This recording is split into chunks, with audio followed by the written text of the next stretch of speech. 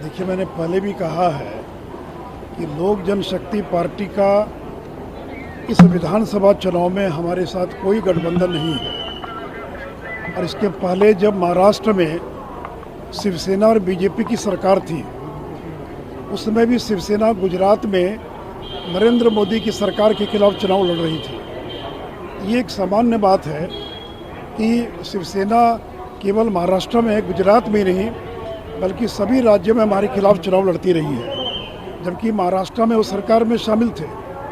उसी प्रकार अकाली दल पंजाब में हमारे साथ शामिल थे या केंद्र में शामिल हैं, लेकिन दिल्ली और हरियाणा के चुनाव में हमारे खिलाफ चुनाव लड़े। तो हमारा गठबंधन लोकसभा चुनाव में लोक जनशक्ति पार्टी के साथ था, लेकिन विधानसभा चुनाव में हमारा कोई गठबंधन नहीं है।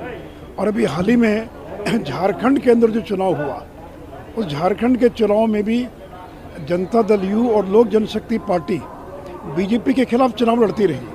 तो ये कोई आवश्यक नहीं कि केंद्र में अगर हमारा समझौता है तो सभी राज्यों में भी समझौता होगा। इसलिए मैंने उदाहरण दिया शिवसेना का गुजरात का, अकाली दल का दिल्ली और हरियाणा का, और जनता दल यू और लोजपा का झारखंड के अंदर हमारा समझौता नहीं था।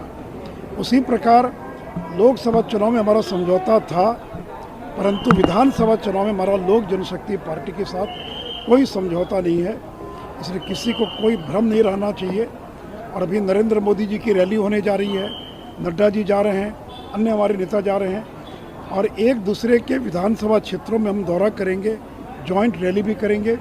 और जो कुछ लोग भ्रम पैदा करने का प्रयास कर रहे हैं, तो 90% भ्रम तो छंट चुका है, और जो बचा खुचा जो भ्रम है वो भी अगले 2-3 दिन में पूरी तरह से समाप्त हो जाएगा।